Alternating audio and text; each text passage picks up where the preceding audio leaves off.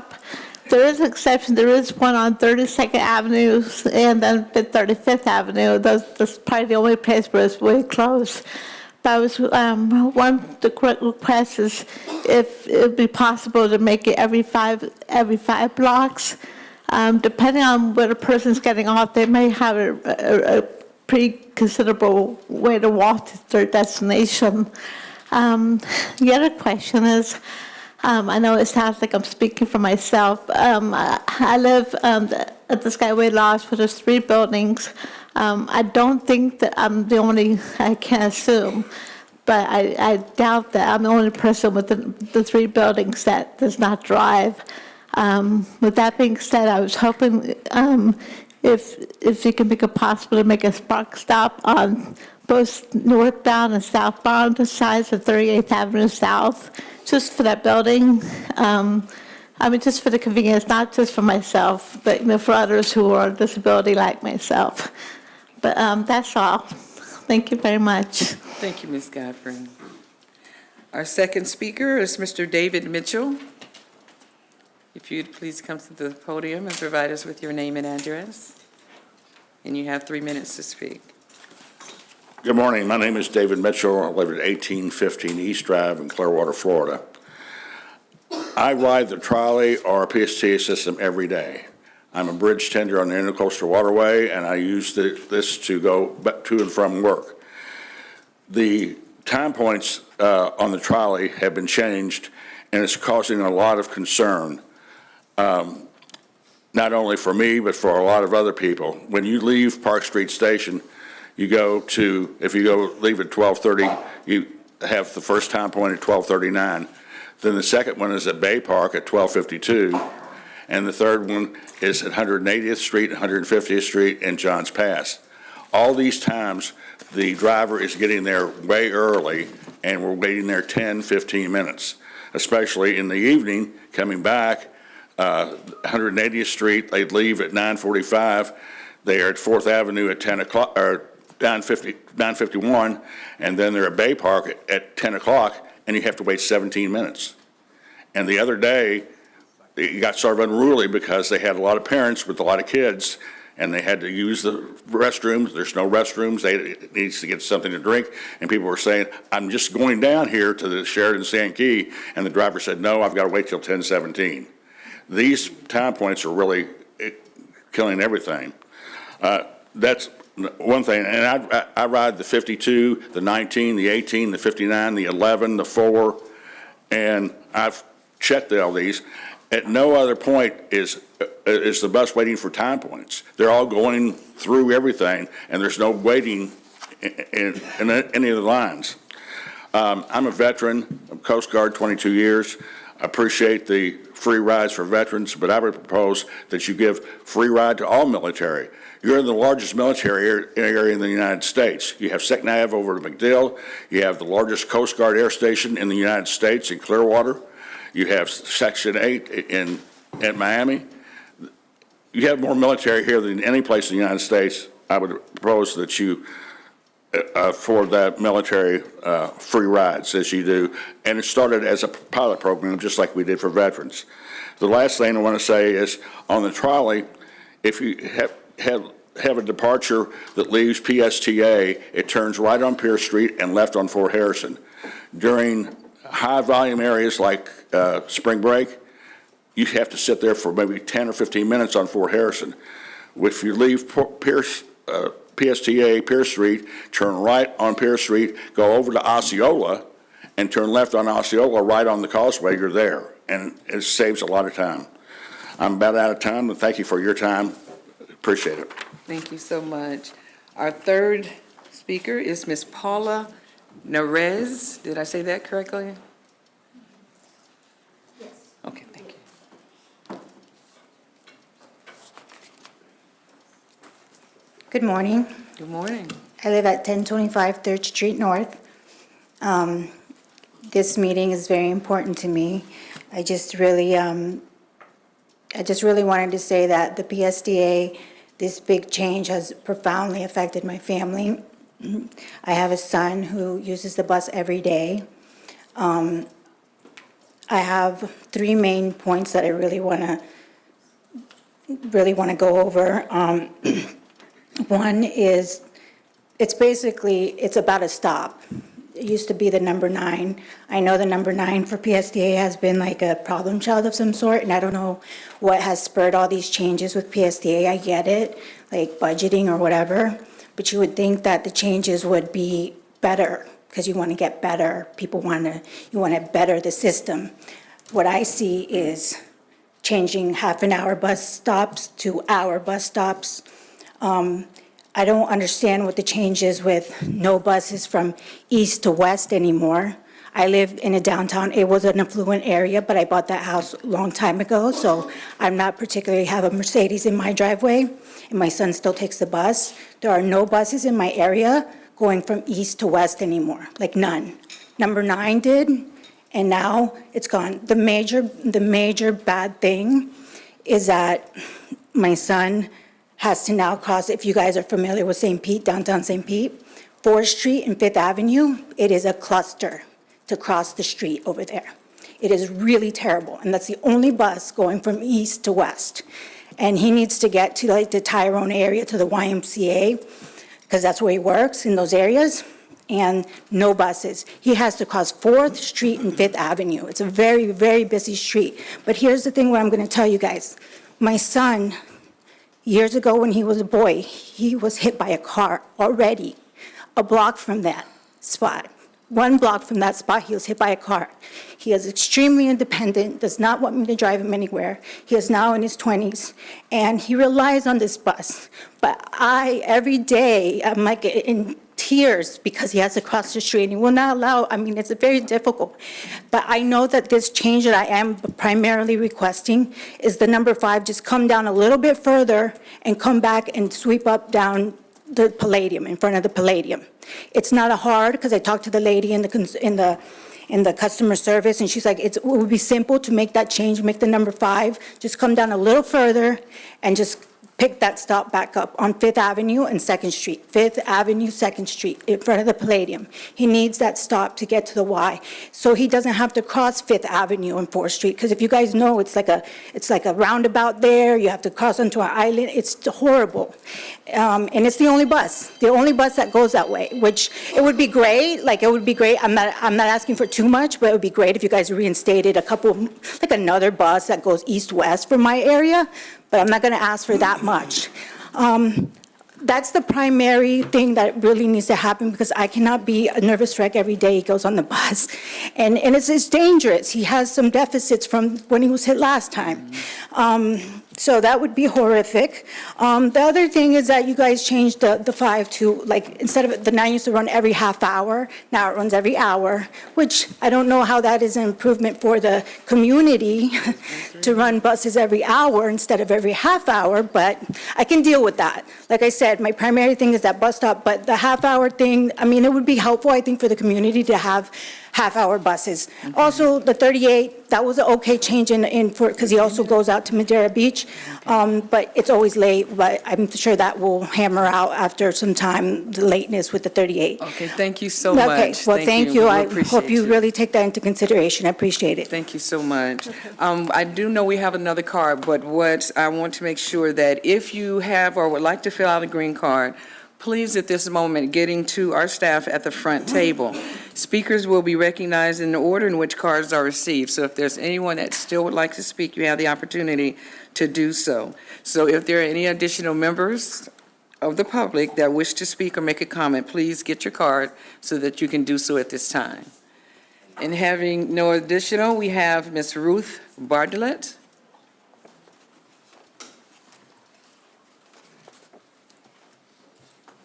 One, I want to apologize to you guys because I'm about to blast you. I have been, ever since the 26th, you have no connecting routes. I have to go to a vascular surgeon 7 times for surgeries. I now have to wait an hour and a half for buses. I used to have 2 different routes. I can't do that. There used to be a bus stop right in front of my church, Indian Rocks Baptist Church. Now I have to walk 1.5 miles, as well as 3 other people that are on not wheelchairs, on walkers and on canes. These ladies, they teach Sunday school, and we get off and have to walk a mile and a half. I just watched the 59 come in here. She blew by 2 customers, just bringing me in. And I have seen at Largo Mall, both the 59 and the 18 used to interchange. They don't. You have to wait. I walked up there from my house. I don't live but less than, half a mile from Largo Mall.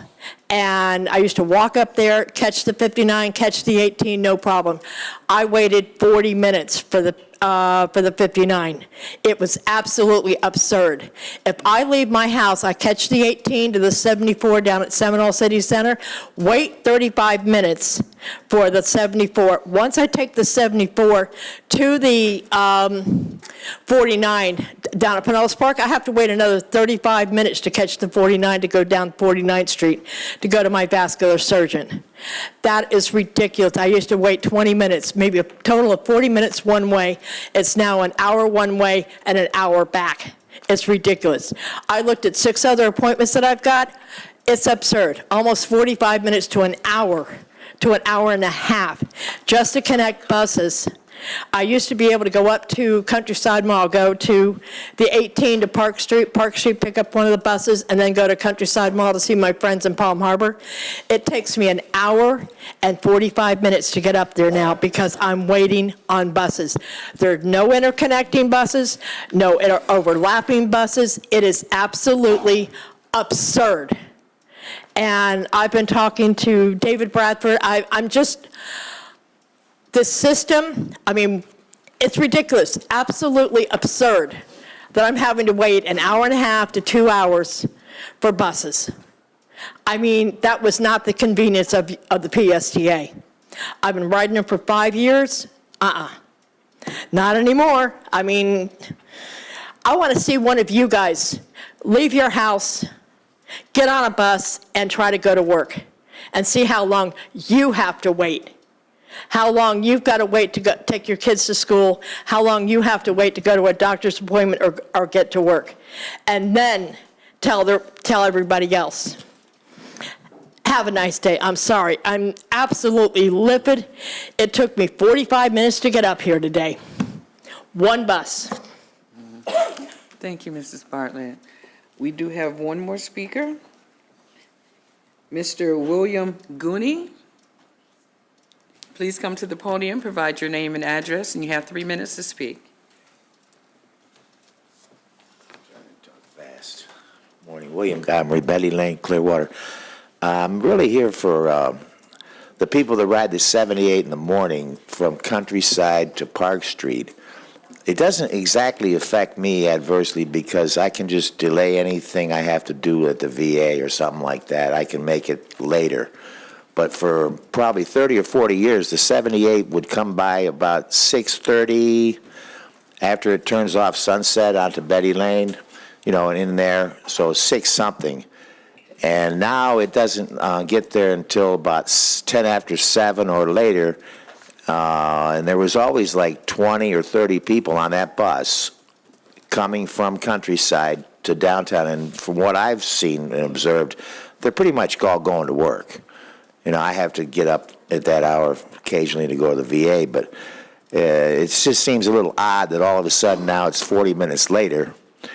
And like I say, from now on I have to schedule my appointments for 9 or 9:30 at the VA, which is no big deal, But the other people, I'm here actually for them because pretty much they're all going to work. And also, the 78 quits at 8 o'clock at night instead of 8:40, which means for me it can affect me because there's a gym on Palmetto City Recreation, and they close at 9, and I can't go there. Like if I come back from St. Pete, I have to come back from St. Pete at 4:45 or 5 o'clock if I go to St. Pete for whatever reason, and I just don't have I can't hit the gym. Because they quit at 8 o'clock, and I have to leave St. Pete at like I say around 5 to make sure that I get downtown to get the 8 o'clock 78. But other than that, if somebody had said to me in 1960, which is when I started riding buses pretty much, that I could move to Florida in 78 and ride for $4 a month, or now it's free because I'm a veteran, and from 7 a.m. to 8 o'clock at night, you can go anywhere in Pinellas County for free, I would have thought they were lying to me. But I really appreciate PSTA very much, and I just have to go with when they go and where they go. But God bless PSTA. Thank you very much. Thank you so much, Mr. Gooney, and thank you for your service. Now, I think we've met all of our green cards. I will entertain a motion to allow Commissioner Peters and Commissioner Hazelton to join via Zoom. So moved. Second. Okay. Is the voting? Yeah. You don't have it? Okay, so can you go ahead and, all in favor? Aye. Those opposed? Motion passes unanimously. Now we're going to go to farewell and a gratitude of thanks to our outgoing member, Board Member Gina Driscoll. Brad?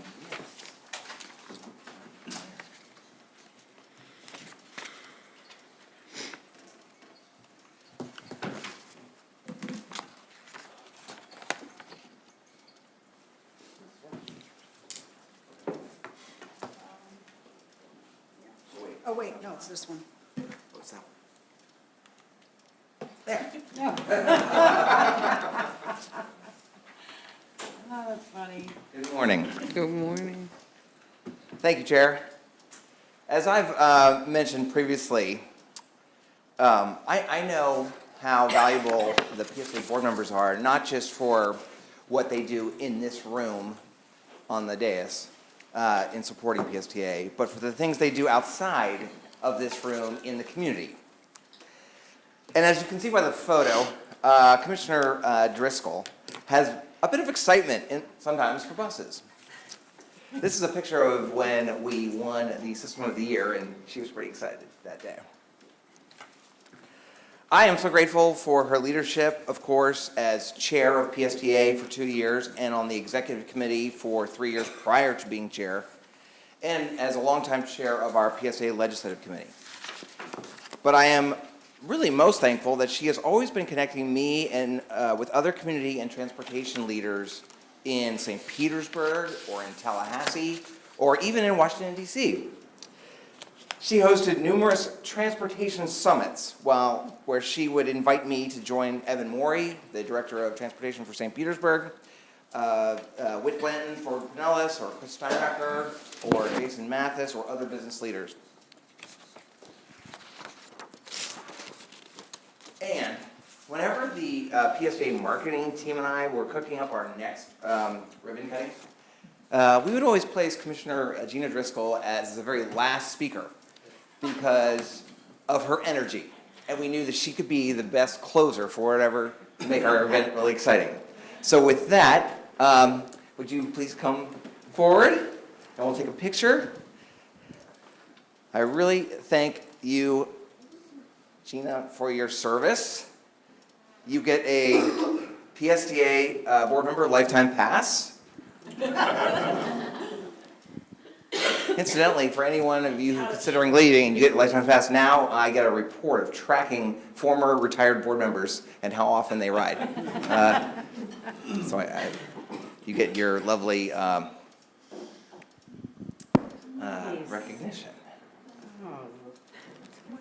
Thank you. Would you like to see anything? Sure. Okay. And then we'll take a picture. Yeah. Yeah. Thank you so much, Brad, and to everyone who has made my time on PSTA so exciting and productive, and really made me feel like I was doing some good for not just St. Petersburg, but the entire county.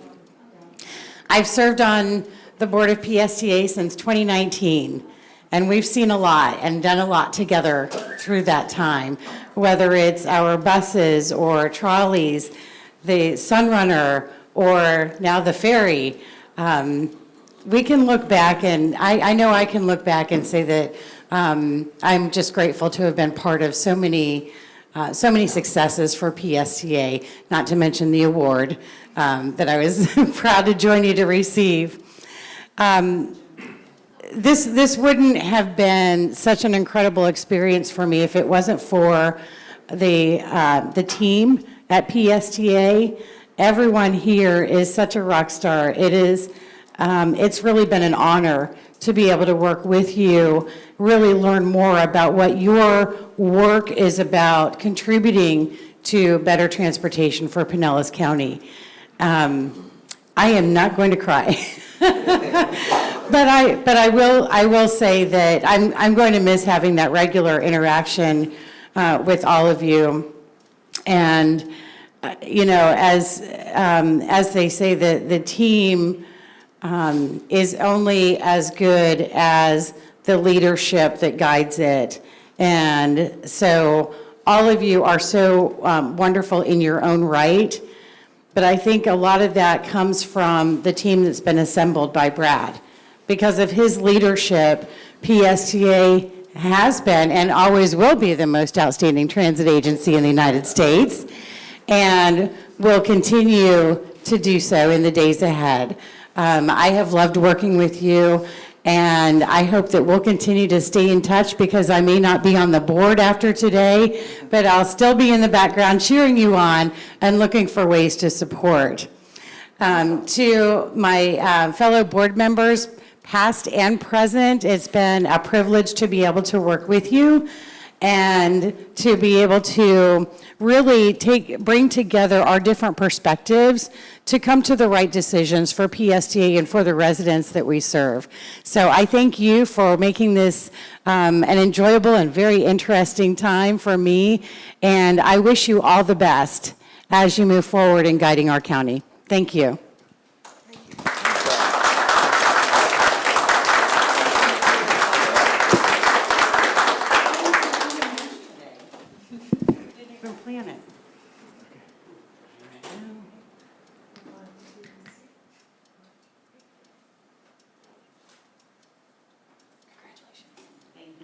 Thank you.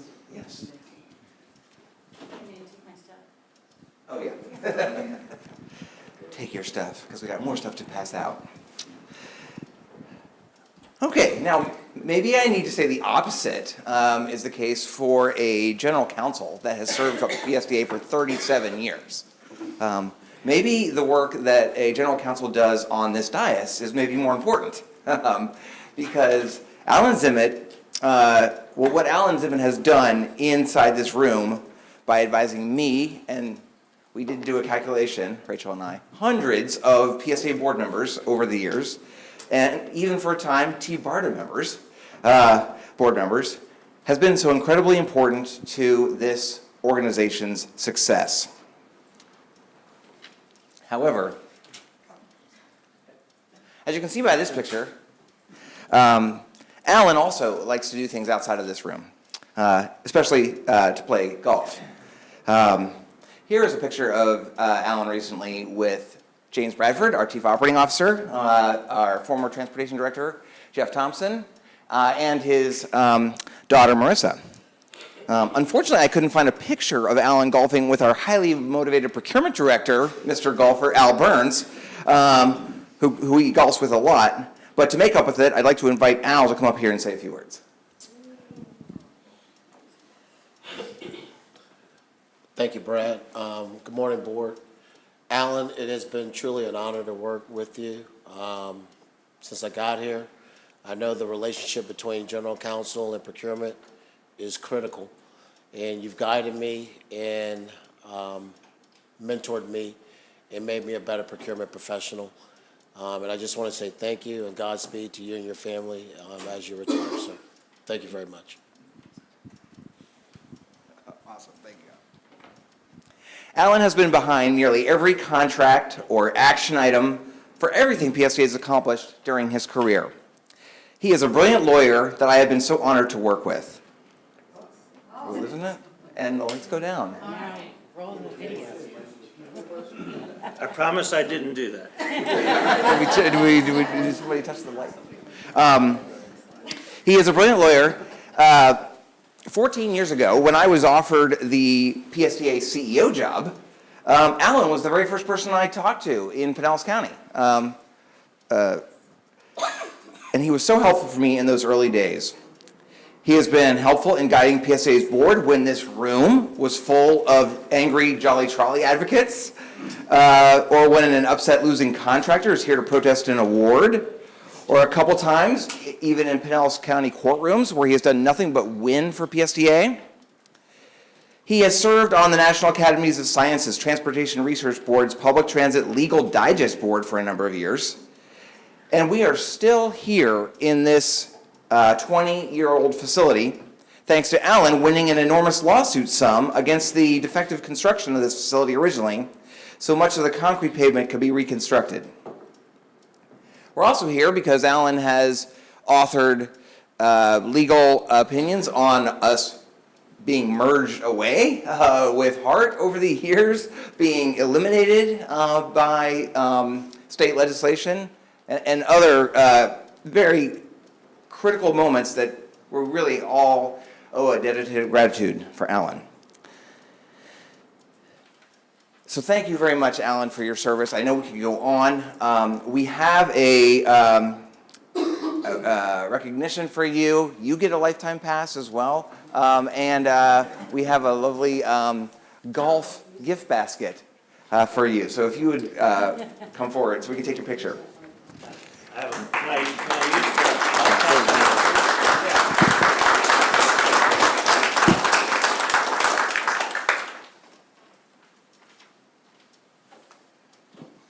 I just want to know if I can be the first ride on the ferry. Well, thank you, Brad.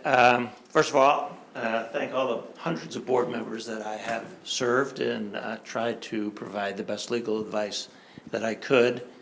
I have to thank the 4 CEOs that I've served, but mainly 2. The 2 with the longest tenure, Roger Sweeney and Brad. You guys have helped make this a very rewarding experience and part of my career. 45 years of practicing law, during 38 of those, really, it's 38, come the end of December, I've represented PSTA, so that's a pretty large part of my entire career.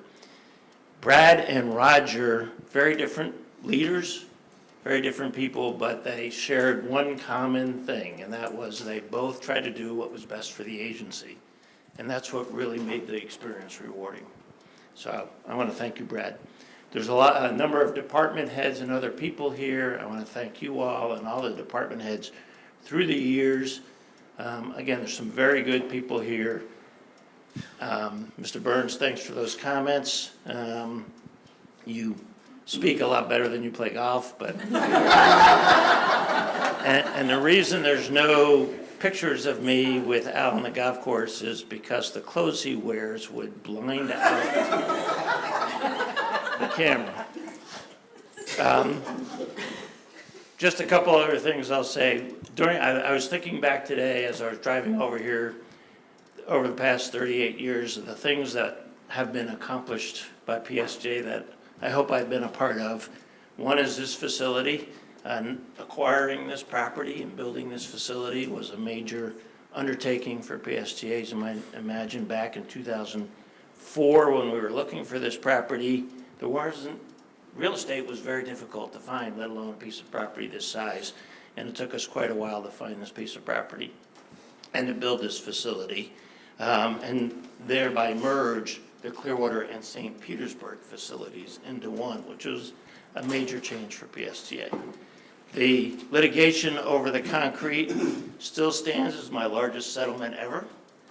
A very favorable settlement for PSTA, and that was definitely an experience that I look back with fond memories because of the ultimate success of the case that we had.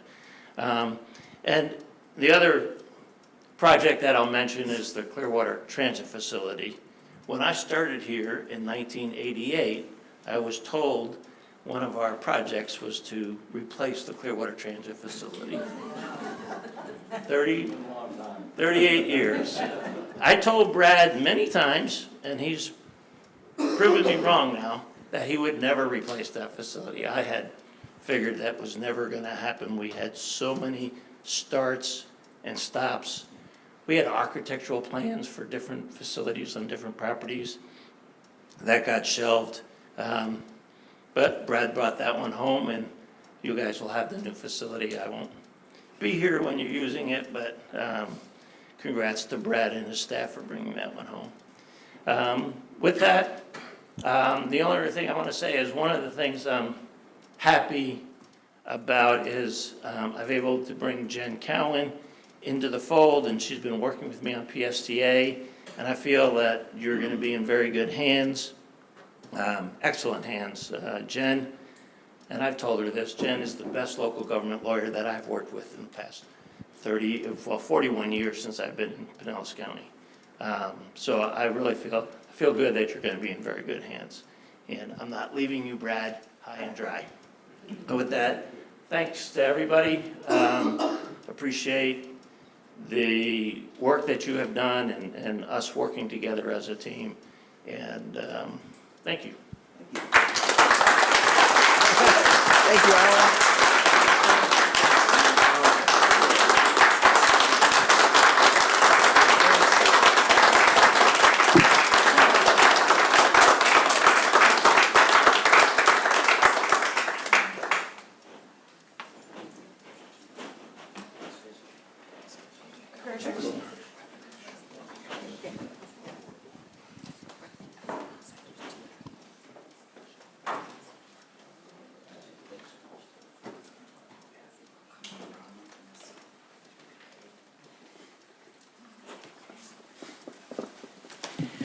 Okay, again, we want to congratulate Commissioner Driscoll on many dedicated years of service to PSTA, as well as to Attorney Zimmett. And I'm going to open this up to county commissioners, if you all have anything that you would like to say to them while they can actually smell your flowers this morning.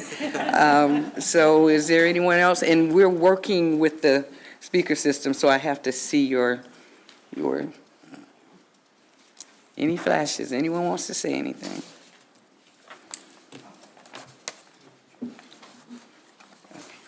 Okay.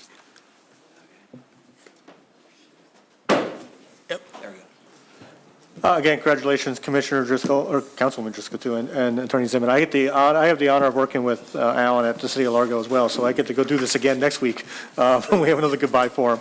Probably not going to, I don't know what kind of, if we're going to get you as good of a basket, but,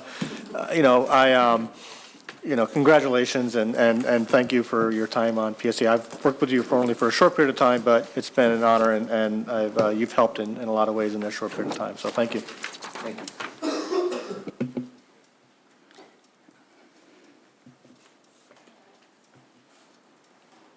Okay. It's saying podium. You're green. Go ahead, okay. Oh, thank you. Congratulations, Councilwoman Driscoll. It was great working with you. General Counsel Alan, it was also great working with you, but I do want to reiterate, I will echo your remarks with regards to your replacement, Jennifer Cowan. She is our city attorney in the great city of Dunedin, and I've had the pleasure of working with her for 2 years, and very excited. She's going to be very, very good for PSTA. Thank you. Thank you.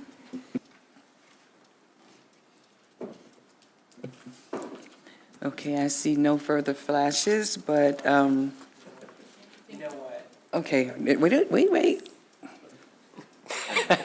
I'll say a quick thank you to both Councilmember Driscoll and Mr. Zimmett.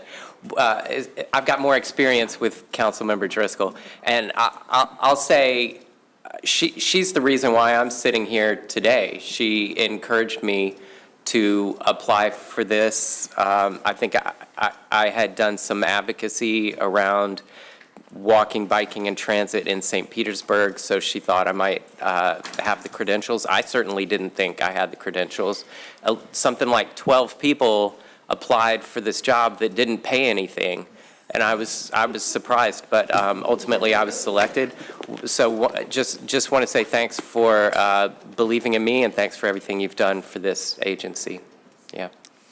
Thank you.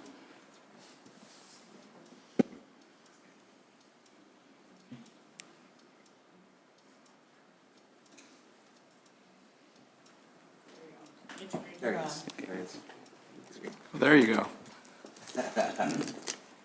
Alan, I just wanted to say thanks. I enjoyed working with you on all the years on the board here, and really making Clearwater Intermodal Center a reality. So thank you very much for that. And Gina, enjoyed working with you here, and Ford Pinellas. And you've always been a really good leader on all the subcommittees, and so you'll be missed here. So thank you. Thank you. I see no more flashes, so I will, oh, there, I can't see on this thing. It's green. Okay. For Gina, we've traveled outside quite frequently to National League of Cities meetings, and I will tell you, her passion is unmatched by anybody probably other than my mother, who passed away and had a passion for transportation. We've rode some crazy buses and transportation outside of here, and she's like, let's go. I'm like, it's 8 a.m. So she's like, we can do this. And she gets on there, and she puts it to other transportation bosses with fierce passion. So you're going to be missed, and thank you for letting me join in on your ride and learn all the way up to the federal level that you have been on committees and so forth. So thank you for your passion. It was very enjoyable. Thank you. Okay, so I will round it out. Any more flashes? Okay, we're good. So of course, you know, I've been on PSTA for a minute, and I've sat next to this gentleman who, he looks very seriously, but he is such a kind young man, and I do appreciate the fact that now you can actually play golf full-time. So enjoy your retirement. I still have a few more years, but I'm looking forward to that as well. Now, my colleague, Councilmember Gina Driscoll. I think she has something to do with me being on this board, and I appreciate her in her everyday passion. I also get to see her on St. Petersburg City Council, and now she is the chair of Ford Pinellas. And I do agree with you, Commissioner Reed. I don't know where it comes from, but, you know, she's very, very, very passionate about what she does, and I continue to see that. And so you have been such a great help for me on this board, and I just want to thank you. You know, you may be rolling off, but you're not rolling away. You're not going anywhere. We're going to be able to find you. We still have your number, and you've done a fantastic job on this board, and for that, Council Member, Commissioner Driscoll, I thank you. Yay, thank you so much. So again, we thank you, and all of you are appreciated. Please know that you're just not going anywhere, so don't get set for that. Okay, so thank you. With those comments being made, we're going to go ahead now and move into our consent agenda. Are there any items that a board member wishes to pull? Okay, seeing none, do I have a motion to approve the consent agenda? So moved. Second? Second. Can you please open the machine, or can we use the voting machine? I'm sorry, I missed the second. I am a yes, Madam Chair. Okay, Commissioner Peters is a yes. I'm a yes. Commissioner Hazelton? Okay, mine didn't come up, but I'm a yes. I'm a yes. Yeah, it popped up and it went away, so yes. Okay. Okay, so the motion passes 11-0. Next, we'll now go to our committee updates, and we're going to hear from the chair of our Transit Rider Advisory Committee, Ms. Gloria Leppick-Corrigan, about their recent meeting, followed by Commissioner Reed with the local coordinating board report and our report from Ford Pinellas. Good morning. Good morning. How are you? Good, how are you? Thank you. Well, first of all, good morning, Mr. Miller, Chair Fig Sanders, and other board members. And first of all, before my report, I want to also thank Councilwoman Driscoll and Attorney Zimmett for your advocacy on behalf of the transit system that we as riders love. So thank you so much. Okay, our track met virtually on Zoom on Tuesday, November 18th. And the first item we had was Jacob Labutka came and walked us through the initial findings and feedback from the changes that were made as part of the Connected Community Bus Plan. And once again, he asked for our input and our ideas based on what we had actually been seeing. And we were told that the agency's upcoming February 1st service changes will be solely dedicated to making adjustments to fine-tune the Connected Community Bus Plan. And then the Director of Marketing and Communications, Amanda Baird, gave us a presentation, and we had a discussion about the upcoming overhaul of the bus stop signs. And again, talking more about the whole wayfinding improvements. And I was told that with more than 4,000 stops, that's obviously a pretty sizable project. And the committee members were again pleased with the goals of the new signage to make them easier to understand for the public using the shapes and the colors as well. And again, I want to say how wonderful it is as a rider to see the dedication that PSTA has to listening to the riders. They always ask our input, and they've shown us where our input has made some of the changes needed. So thank you so much. Our next meeting of the track will be in person here at PSTA's auditorium on Tuesday, January 20th at 4 p.m. And as always, I invite you to attend. Thank you. Thank you for that. Commissioner Reed.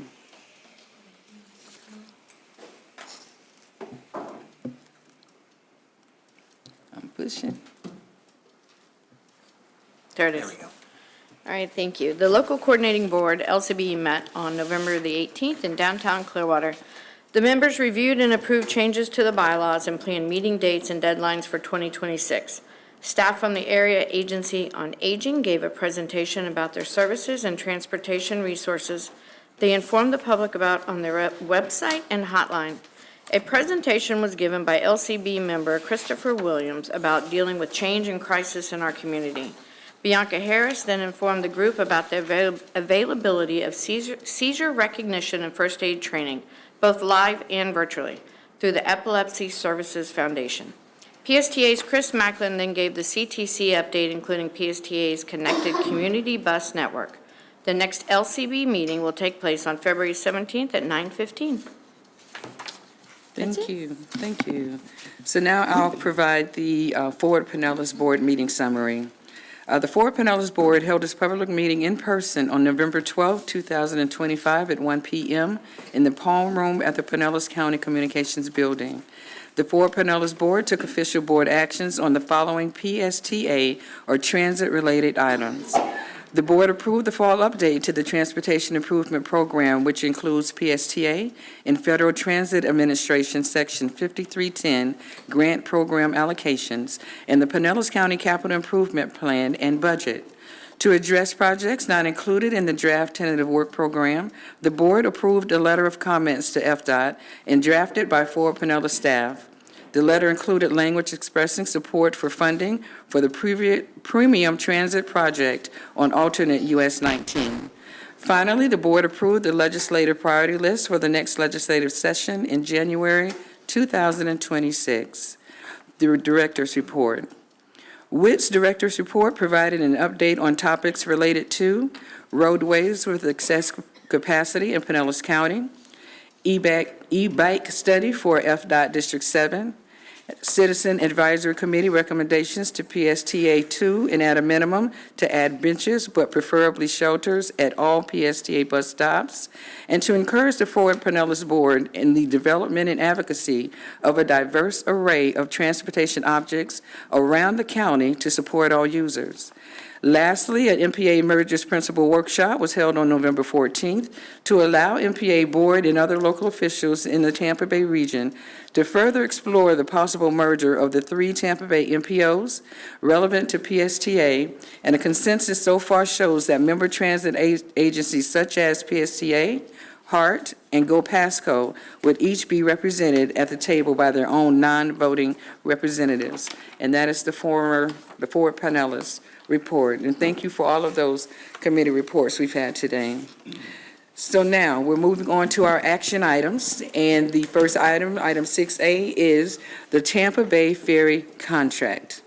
Now we will have our highly motivated procurement director, Al Burns, and he'll take us through the item.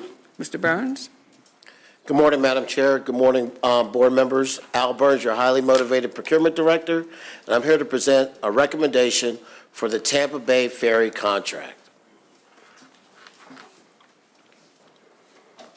There are multiple recommendations for you to make regarding the ferry, and we've organized them in the following manner: A, B, C, and we've added a D item. But what you can do is take one vote as a package if you choose to do so. Let me walk you through these items. Item A, recommend approval of a 5-year identical interlocal agreements with the cities of Tampa and St. Petersburg to provide the necessary operating funds for the future Tampa Bay ferry service. B, recommend approval of a 5-year contract with one 5-year option for a total of 10 years to Tampa Bay Sea Taxi Incorporated, Hubbard's, for an amount not to exceed $16,590,000 over the 10 years, and authorize the CEO to exercise the one 5-year option. C, approve a no-cost contract amendment to the proposed PSTA contract with Tampa Bay Sea Taxi Incorporated, Hubbard's, to provide alternative docking locations and add dock licenses and permits required by the City of St. Petersburg and the City of Tampa. In the new one, D, approve a contingent purchase of an available 1994 ferry vessel operated by the San Francisco Bay Ferry with a purchase price of $1.5 million and a total cost not to exceed $2.5 million, including delivery and full refurbishment expenses paid for entirely by the FTA ferry vessel grant funds. The purchase would only be executed after successful surveying and testing of the vessel and FTA concurrence with the transfer to PSTA. So again, first, the funding agreements. Second, the operating agreement. Third is an amendment to the operating agreement to provide alternative docking locations if necessary, but we don't expect we'll need them. And finally, the fourth is contingent purchase of a used ferry vessel.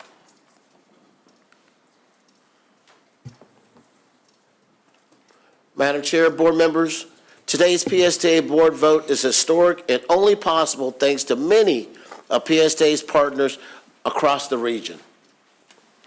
Of course, I want to recognize our potential future operating contractor, Tampa Bay Sea Taxi Incorporated, or Hubbard's Marina representatives, Tara Hubbard, Mark Hubbard, and Dylan Hubbard.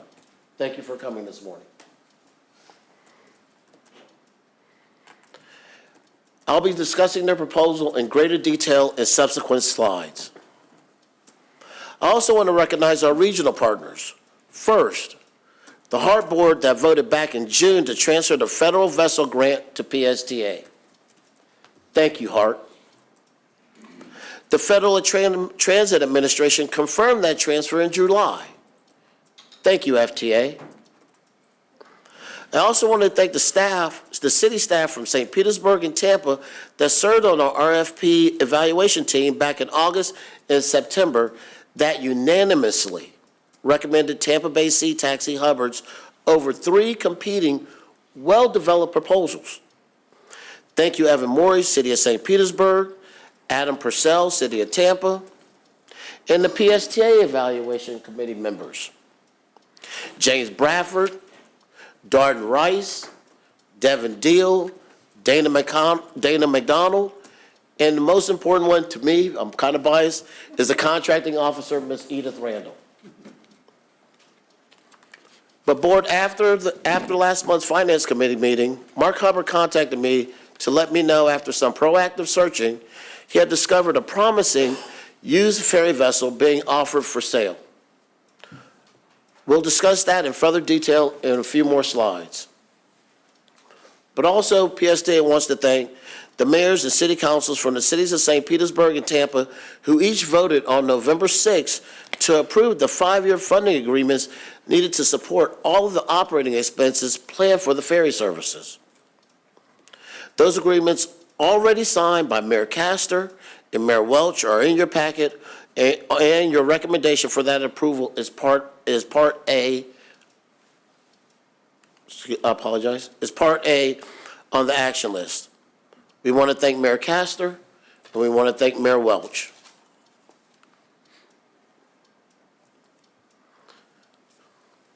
Lessons learned. The Cross Bay Ferry service, which ran for 7 years on a seasonal basis, was very popular with many trips during its final season, often selling out in both directions. Several surveys were done on the ridership during that period. Some of the findings of those surveys were that the vast majority of the riders were from the local area, 90%. Nearly all the riders spent money in their destination city on things like dinner, museums, and shopping. 2/3 of the trips were induced trips, but 1/3 were to replace a planned car trip across the bay. The pilot generated an economic return, and with our proposed Hubbard's operator service of cutting the subsidies in half, we believe our return will be even stronger.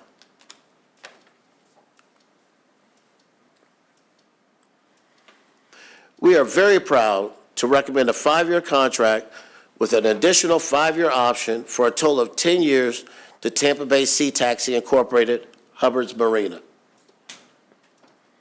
They have facilities in Madeira Beach and Gulfport right here in Pinellas County.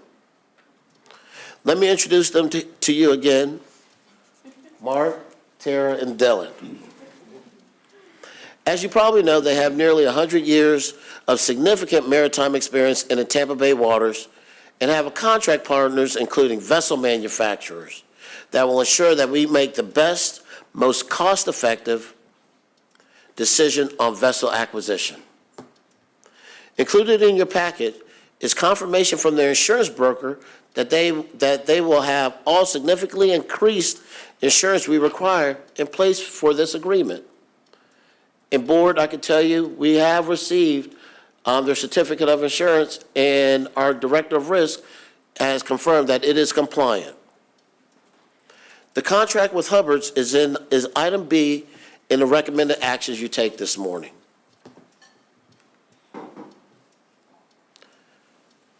The recommended contract with the Hubbard's is $16.95 million over a maximum of 10 years. Well, that is certainly substantial. It actually represents a significant reduction in the required subsidy compared to the prior Cross Bay Ferry model. During 2017, the first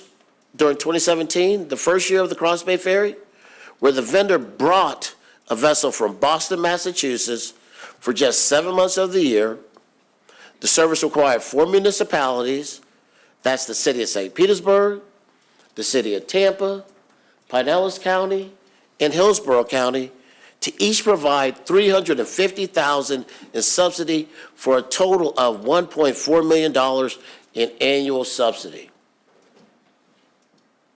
Now, under this proposed contract, the subsidy is cut in half to $700,000. And we project we'll be able to operate 25% more service on a year-round basis. Not 7 months of the year, but 12 months of the year. Hubbard submitted a very well-developed competitive proposal, but we believe these efficiencies are also gained by using that federal grant to purchase the vessels and encouraging local competition rather than relying on the out-of-state crew. Commissioner Scheer, good morning again, sir. At previous meetings, you noted concerns about where the city of St. Petersburg will locate the ferry terminal. Your concerns that it not be located in the Vinoy Basin shown on the map, but rather that it be located at the St. Pete Port, which is about a mile south of the Vinoy Basin and outside of the heartbeat of downtown, which is strongly shared by everybody. Commissioner Scheer, staff heard you, the Hubbards, and luckily the entire St. Petersburg City Council all know how important it will be to get the necessary approvals accomplished to first install a temporary dock and then ultimately construct a permanent ferry terminal in the Vinoy Basin near the Vinoy Hotel. In your packet are the minutes from the St. Pete Council meeting of November 6th, where you can see that in addition to unanimously approving the interlocal agreement with the funding, they unanimously also approved the resolution proposed by our chair, Deborah Fix-Sanders, to direct staff to prioritize the North Vinoy Basin as a docking location. Thank you, Madam Chair. The city's comprehensive plan will need to be amended, but we're told that this is anticipated to be accomplished in the coming months so that by the time the vessels are acquired, we are very confident that the city will have approved the North Vinoy Basin location. The city of Tampa has approved their docking location, which is right downtown behind the Tampa Convention Center.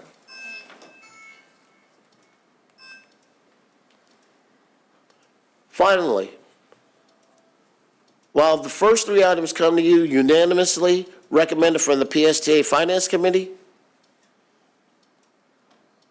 we did not expect to make a recommendation on buying a ferry vessel at this meeting. But less than an hour after the Finance Committee meeting on November 19th of this year, Mark Hubbard contacted me to let me know he had confirmed that this 1994 Bay Breeze, in his words, a big, beautiful boat, was available. Based on a number of possible vessels he had investigated over the 60 days, the vessel currently is in service in San Francisco, is recommended for PSTA to purchase, subject to vessel survey, inspections, and passing the tests the Hubbards will conduct over the next 2 months, including after the vessel is outfitted with a new refurbished engine in January of next year.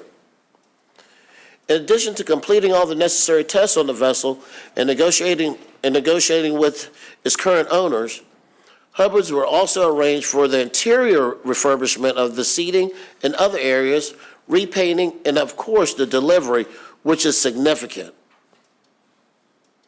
Board, the vessel will be placed on a larger shipping vessel and taken through the Panama Canal and to Florida, the Naples Everglades area. If the Hubbards tests fail for any reason, the vessel is not recommended for purchase. I'll repeat, if Hubbards tests fail for any other reason, the vessel is not recommended for purchase. PST and the Hubbards will continue our due diligence in finding the right vessel for our Tampa Bay service. If you have any questions on the vessel, Mark, Tara, and Dylan are with us today and can certainly assist me in answering any questions.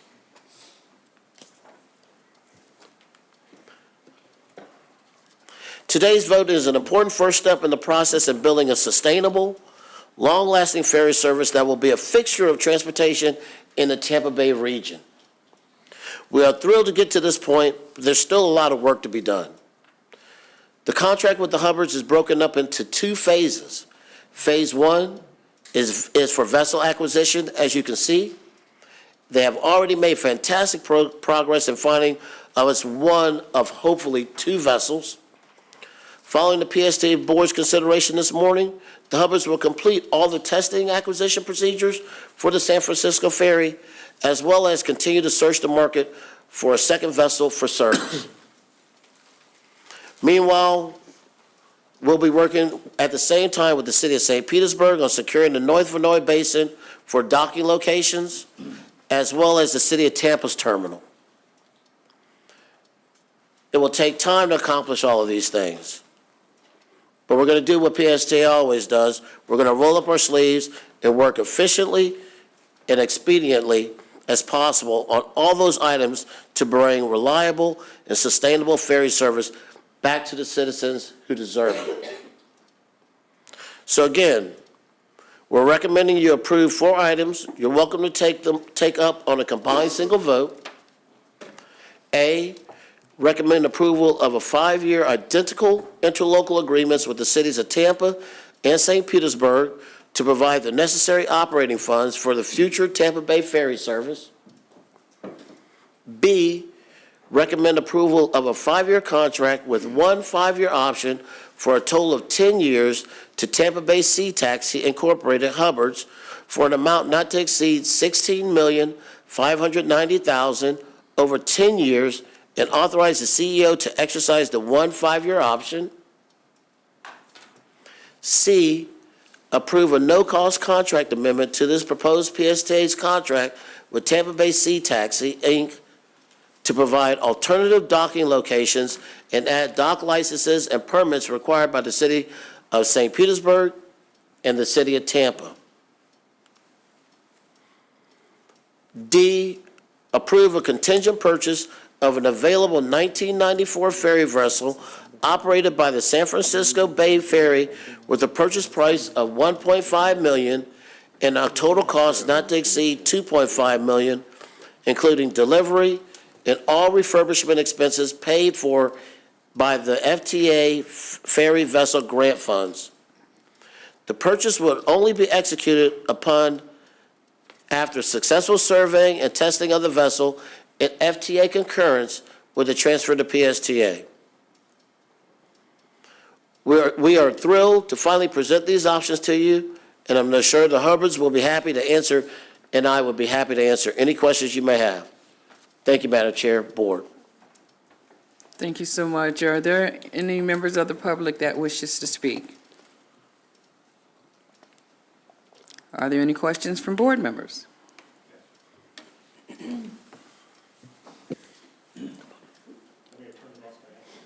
No, we have to, there you go. Thank You're on green. You're on green. No, he's on green. Yeah, I do. Oh, who's sir? Yeah. Go ahead and press button. Green. There you go. Okay. All right, thank you.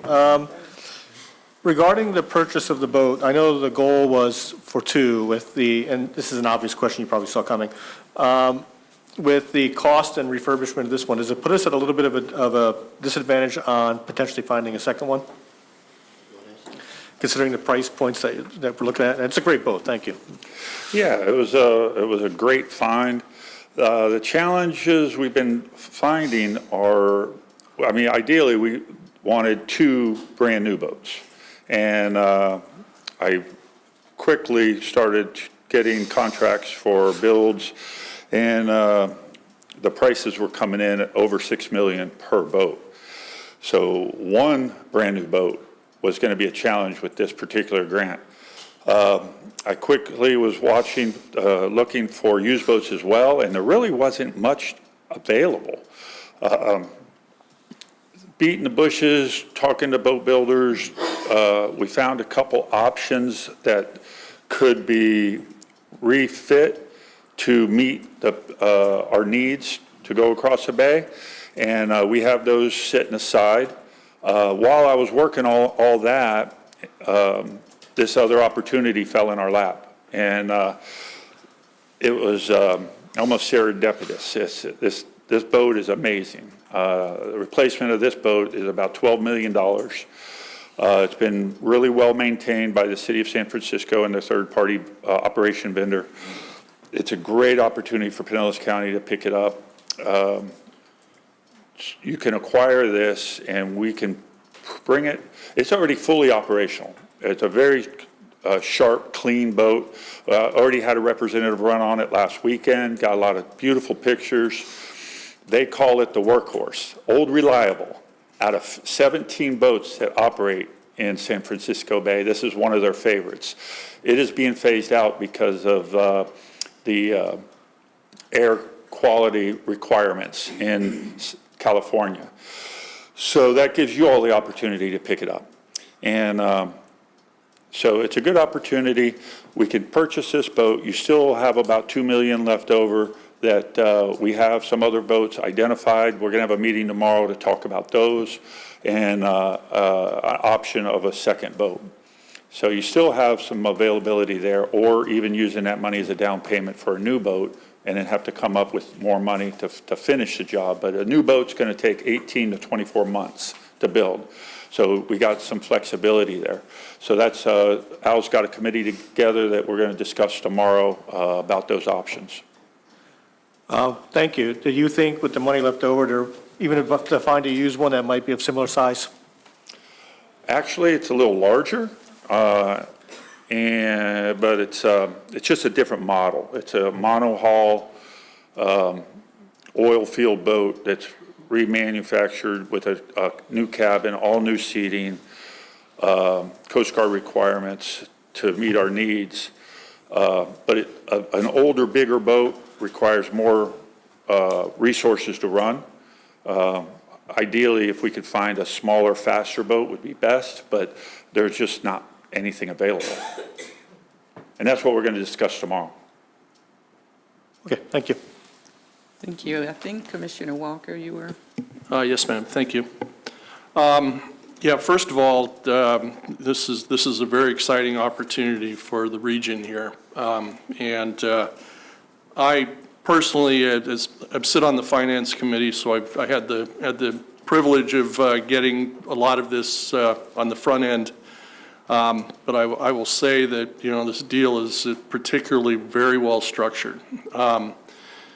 I do have a question, because I think it was mentioned in one of the slides that the identified vessel is undergoing the propulsion refurbishment. Is that, or refit? One of the engines are going to be replaced, not that it was required. It has about 6,000 hours on the engine, and they last about 12,000 hours. But they had gotten a previous grant for that engine, and it was already scheduled, and they already have it purchased, and it's already planned to go in the boat. And they have no other boats for it to go in. So they're going to go ahead and put that engine in there. I tried to get the old engine, but they're trading it in for a core charge. But the boat will come with one brand-new rebuild. It's a factory rebuild engine, and the other engine has about 24,000 hours on it with another 75% lifespan. So it should get at least 5 or so years, depending on how many hours we put on this vessel. The generators are they have a little age on them, but we are planning on replacing both generators. That way the boat comes back with fully refreshed mechanical machinery. Yeah, that's great. I think you do, just to kind of clarify my understanding, it sounds like the refurbishment of the one engine is already covered under another grant, or is it covered under this particular grant? They already have a grant in San Francisco that's already been funded. The motor's already purchased. It's already built, sitting on skids, scheduled to go in January 2nd. Fantastic. And then has the boat been hauled out? Has there been a survey done on it yet, or? The vessel's hauled every 2 years. We have not done a out-of-water survey. Based on y'all's vote today, we go into the procurement process tomorrow and schedule the survey. It'll be an in-water survey. I will be there personally and then do a sea trial that day.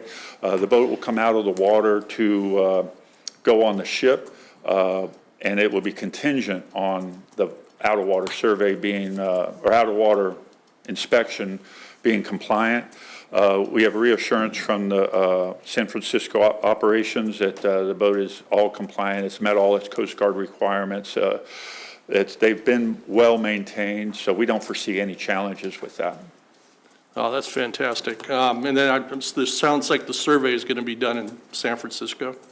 Yes, there's multiple companies out there that have been presented to us, and I've leaned towards one company to do the survey, and I'm going to do it with them, with our representative from Florida. Oh, that's great. Well, just a selfish plug on my part. When you start hiring for captains, I do have a 100-ton credential, so. I'm very excited about this. Thank you very much. Congratulations on the contract award, and looking forward to getting this thing going. Excellent. A smart man, always taking advantage of an opportunity. Yeah, I understand that one. I can't see from here, but does Commissioner Hazelton or Commissioner Peters have their hand raised? Okay, very good. Okay, very good. I thought I saw a hand, but yes, I do. Commissioner Peters. Thank you, Madam Chair. I would like to move approval on all 4, A, B, C, and D, to just expedite it through. If I got a second, that'd be wonderful. Thank you. Thank you. Oh, you got a lot of seconds. Okay, so thank you, but I do still have other commissioners requesting to speak, so thank you for that, Commissioner Peters. Next, I have Commissioner McCann, and let's see if we work. There you go. Right. Hey, I also want to say I'm excited about getting this service back up and running. I think it's going to be great. Thanks for everybody who's working on this. I was hoping that the contract with Hubbard's would be structured so that the operator has an incentive to increase ticket sales, meaning they would be compensated in part based on perhaps ticket sales over a certain threshold. I understand we're not doing that, and I'm sure we have good reasons for it. Just want to say I would support that if there's a time in the future to have the deal restructured that way. I think it's great to have all of our incentives aligned in that way. That's all I wanted to say. Great job, everybody. Really looking forward to this. Thank you. Commissioner Albritton. Yes, I just wanted to say that great find. I didn't think we'd be able to get anything in that price range, and good finding that, and I look forward to seeing that. Looks like everything here is falling into place and better than I expected, so thank you for that. Thank you. It was a good find. It was great to get that email prior to it even getting on the market. The boat broker emailed me directly, knowing we were looking. So it's good to know the right people. Thank you. And we have one more comment. Vice Chair Reed. Thank you, Madam Chairman. I'm not agreeing. Let's see, we're going to keep Technology. pushing. Thank you, Madam Chair. I'd like to echo Commissioner Walker's sentiment, and as Chairman of the Finance Committee, I really appreciated, as did the whole committee, all the detailed work that went into this proposal, and thank you very much. I feel like we had all, if not more questions answered than we had asked of you. Excited to have this new development and this new project for the whole Tampa Bay region. It's going to be a wonderful addition to what we have. And excited that the Hubbards are involved. Everybody knows the Hubbard name around here if you've ever been out on a boat or thought about going fishing. So I only have one question, and that is, what is the useful estimated life after the full refurb on this boat that we're looking at? The engine's usually around 10 to 12,000 hours. We would probably rebuild them prior to that. That way you don't have mechanical failures. The generators are around 15 to 20,000 hours. The boat hull itself, as long as you keep it running. It was in a sea state that was fairly mild, San Francisco Bay, similar to Tampa Bay. The boat wasn't in heavy seas, beat up. So as long as it's maintained well, aluminum holds up a long time. I've heard as short as 15 years. I've averaged is 20 to 30 years. So this boat's definitely has its age, but it's been well maintained, and it again hasn't been beat up in heavy seas. And so as long as it's continued to be well maintained, we just keep it going. That's what I mean, I fully expect to run at least 10 years. By that point, within the first 5 years, you'll understand a lot more what the market's going to bear, how Tampa Bay is reacting to waterborne transportation, and be able to choose, okay, we're going to increase routes and be getting more grants from the resources and acquire more boats. Our mentor, San Francisco Bay, they operate 17 boats, all of 350 passengers each, along with a lot of other private ferry operations. New York Waterways, Boston Waterways, Charleston, Jacksonville, Fort Lauderdale, Miami area. Waterborne transportation is taken on in the United States as well as overseas. So the Tampa Bay is surrounded by water. We have a lot of resources and a lot of opportunities to bridge the bays as Pinellas County, Hillsborough County, and the Tri-County area matures. So I totally see the waterborne transportation increasing, but time will tell, and one step at a time. Thank you so much for your answer. Appreciate it. Thank you, Madam Chair. Thank you. Commissioner Scheer. Yeah, thank you, Chair. First, I want to say great find on the vessel. That's awesome. I'm excited about it. I was worried as well about finding vessels like that in our price range, and there it is. So don't let it slip away. I also want to say thank you, Al and Alan, for getting all these agreements together. I mean, that's a lot of work that y'all did to get everybody, two cities and the PSTA all in agreement on the same project. I think that was awesome. Good job. Thank you, Commissioner, but the credit goes to, well, I was going to Darden say Rice. thank you, Darden, for all your work. I know you worked really hard on this, especially keeping the city of St. Pete's feet on the fire on the North Vanoy Basin, which I believe is the key to success here. We want to see that ferry run past the pier on its way to Tampa. It's going to be a tourist attraction.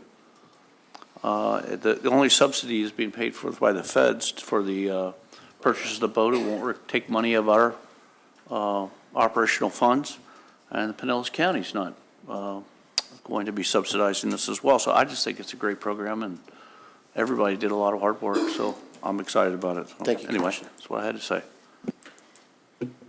All right, thank you. Seeing no further. Oh, okay, I thought it was still up from the previous. Commissioner Peters? Sorry, that I just forgot to take it down, my fault. Oh, okay, that's what I thought. Can I? Yes. First of all, thanks for the appreciation, but really Jen did the large portion of the work and all the agreements, so I can't really take the credit for that. Before you vote, I just wanted to make sure it was clear that Commissioner Peters' motion was to include the conditions that are indicated in paragraph D of the board report. So Commissioner Peters, is that the understanding of your motion was to include those conditions? You're muted. You're muted. You were muted, Commissioner Peters, so we couldn't hear you. Oh, yes, that is exactly my intent, and I appreciate you bringing up for clarity. Thank you. And then the seconder, I'm not sure, there were multiple seconds. I don't know if you. I heard Commissioner Walker first. Okay, Commissioner Walker, is that your understanding of the motion? Okay. I just wanted to make sure it was clear what the board was voting on, since it's a multifaceted motion that you're making with approval of various agreements, so, thank you. He is a professional to the very end, isn't he? So we've had Commissioner Peters with the motion and Commissioner Walker with the second. Seeing no other further requests to speak, can you please open the machine for voting? And I'm a yes, Madam Chair. Commissioner yes. Hazelton? Okay. Yes. So who are we missing? Commissioner Reed.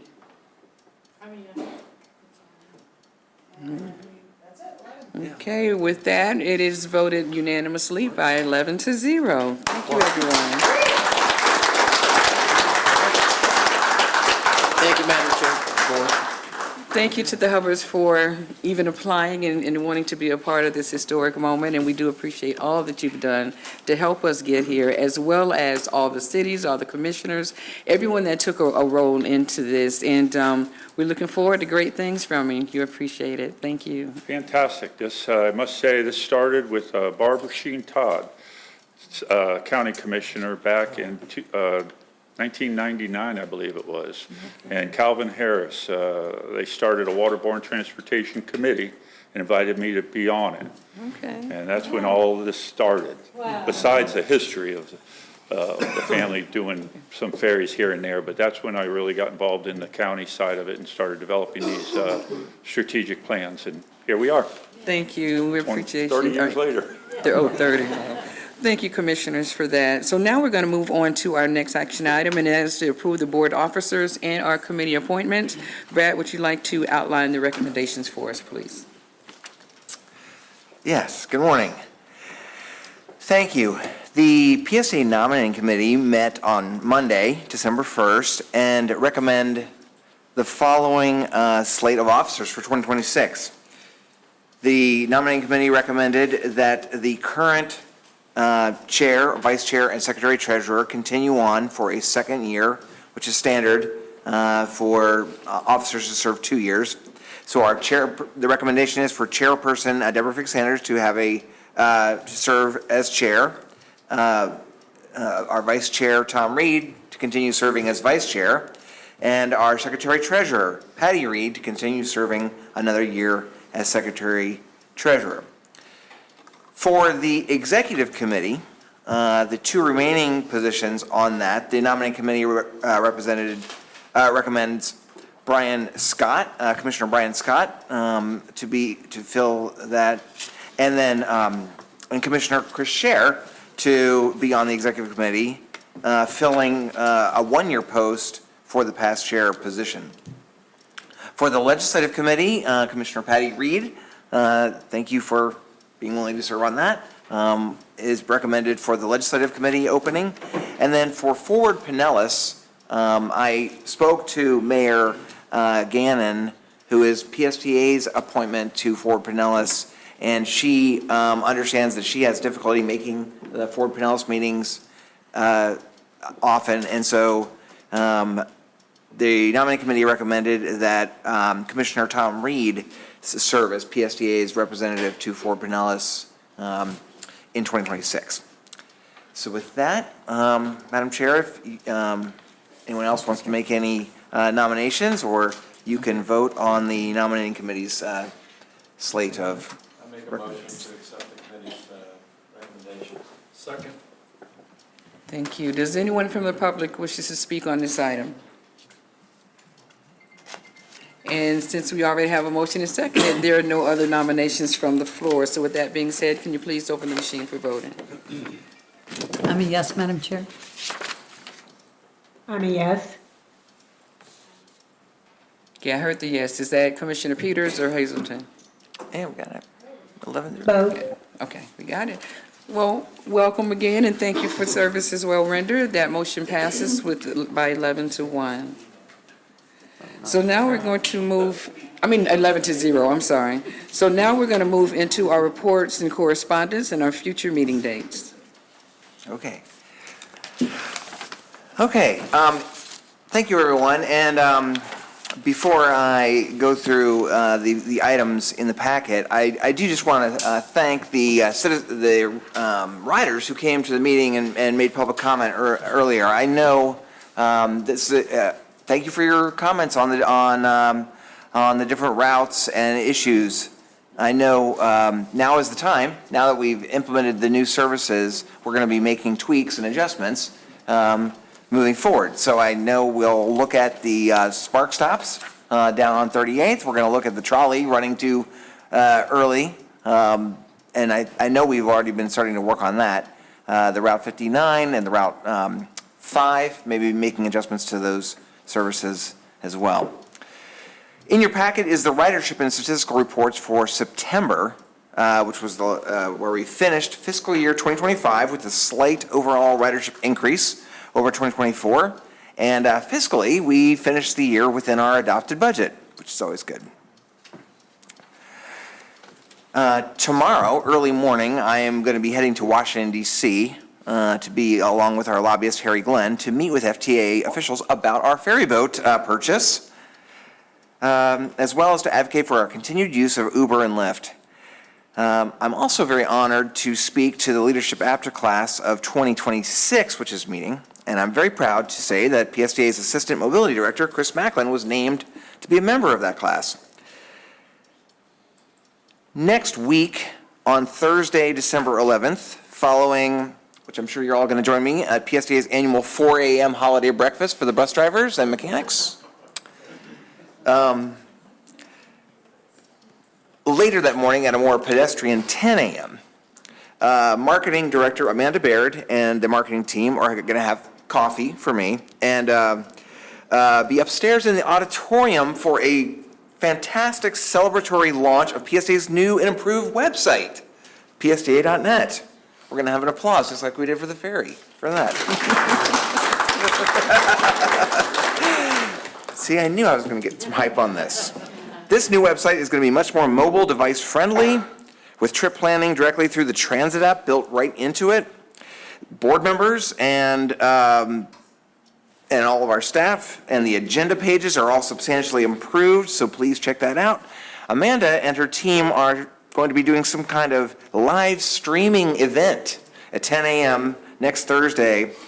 So tune in to the website and you can see Amanda going through all the features of the new and improvement. Then on Friday, a week from this Friday, December 12th, you all are invited to our annual Leadership PSTA graduation lunch at 11:30 at the Featherstown Country Club. We will celebrate our 6 amazing program graduates. If you come, you get the chance to give a motivational speech to them. And then finally, and this a little bit sad, but we're going to be also saying goodbye and thank you to 2 of our HR professionals. Longtime recruiter Claire Lynch, who pretty much hired everybody I see in this room, is retiring. And this is a little bit maybe breaking news to some of us. Our amazing Deputy Director and creator of the Leadership PSTA program, Dr. Tamika White, has finally decided, after I successfully thwarted this several times before, she's decided to move back home to her home state of Virginia. And so she will be leaving us at the end of the year. She's going up there to take care of her family. We're very grateful for Tamika and Claire. We're going to have a celebration at the luncheon, and we're going to certainly miss them. With that, thank you. I want to wish all of you a fantastic, happy holidays. I will see a few of you back here on Wednesday, January 7th, 2026, for our executive and legislative committees, and maybe we're going to have a board meeting in San Francisco. I don't know. It sounded like that was of interest.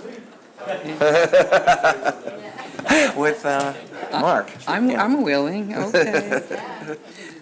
So do any other board members have other business to discuss? Okay, with that being said. You're blinking. We got some blinking. We have some blinking. Commissioner Walker.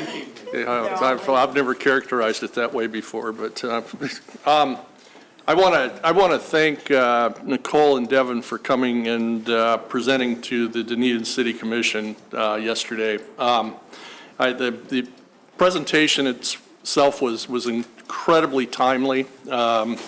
We had voted to let a contract expire with a microtransit provider, and subsequently that has left a little bit of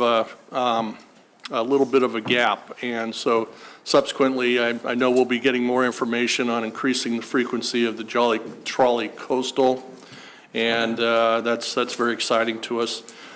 Second of all, I do want to share the comments that I made because I do believe that, this is extremely important. There are 2 aspects where the PSTA has really been instrumental in last year, and one of them is the relationships, the regional relationships that have been made for so many different programs. And to me, that is like kind of the glue that holds everything together in terms of public transit. And they're really taking a leadership role as a result of those relationships. Second is, and the other thing I've been very impressed with is, this is the fact that PSTA has really embraced innovation in terms of really using cutting-edge analytics to make very well-informed decisions, very timely decisions, very forward-leaning decisions. And so subsequently, those are the comments I made, but I wanted to make sure we shared that with the board and PSTA because, it's, this is what makes PSTA great. And so anyway, I want to thank you, Brad, for having them come and talk to us yesterday. It was started off as a presentation which typically lasts about 15, 20 minutes, and we turned it into an hour. So it was very good. So thank you. Thank you, Commissioner. Let's see, Commissioner McCann. Thank you, Madam Chair. Just want to take a second to thank all the members of the public that came in. One, because it gives us invaluable feedback on the new bus map, which is important. But also, two, it reminds us, if you zoom out, how important our work is and what we're doing here. I think it's easy to quantify the costs of providing transit service, but it's harder to quantify the benefits because there are so many of them. And I noticed in the ridership report just last month, we gave 770,000 rides in 1 month. That's amazing with what we do. So I just encourage everybody to remember that what we're doing is not just numbers on a sheet of paper. We're helping people get around. We're helping people get to appointments, get to work, and become empowered and be able to participate in society regardless of whether you own a car. That's critical. So thanks again, everybody, for coming. And that's why I support increasing our investment in public transit in Pinellas County. Yeah. Thank you. Commissioner Reed. Thank you. I just want to take a moment and say thank you to all the staff. They're the ones that are the backbone behind this. They're the reason that we do what we do. They make us look really good. So all the awards, everything that is this committee is the staff. So thank you for what you do, and you're really appreciated. So I just wanted you guys to know that. The holidays are coming up. Check on your friends and family. Check on each other. Make sure that we take care of each other. This world doesn't need any more negativity. We just need positivity and upbuild. So thank you to everybody, and looking forward to next year. This is going to be fun. Thank you. Okay, do we have any others to speak before we adjourn? Well, I also want to concur with the gratitude to the staff, those of you that come out, because I say it all the time, we don't know what we don't know. So for those that actually come out and give their 3 minutes to inform us of their needs, you help us provide a much better service for all of our ridership and the constituents. And maybe you can bring some other people along to show them just how wonderful it is to ride a PSTA bus. Then also I want to thank the 2025 commissioners that may not be returning to us in 2026. I know with the city of St. Petersburg, there's an appointment process. And so for those of you that are here today, and I want to thank you for the service that you've provided in 2025. I, again, want to congratulate Attorney Zimmett on a whole lot of days where you don't have to hit the alarm, you hit the snooze button. So those days I look forward to it again. Commissioner City Council colleague Driscoll. As I said, I'm going to keep seeing you. I'll see you tomorrow. Yeah, see, I have that pleasure. We'll see each other tomorrow. But again, thank you. You have really been a valuable part to this PSTA board. You've given a whole different perspective to some of the items that we have been presented with. And, it's kind of scary to say you were the real voice of reason. So, but you made valid points. And I really do appreciate that, because that's why we are all here, to make sure that all points and all perspectives are addressed. And that I have to give you the queen of the prospective crown, because you've actually done that. And lastly, but not least, I want to wish everyone a happy holiday, but let us please not forget our Commissioner Chris Latvala. We've missed him. Please share that with him, that we are here, we are praying for him, and we hope that he has this overwhelmingly healing episode before we get to see him again. But we just wanted, Commissioner Latvala, if you're watching, we miss you, and we wish you the best. If there's nothing else to be said, we have our next meeting, January 28th at 9 a.m., and have a wonderful holiday season. Meeting adjourned. Thank you. You're welcome.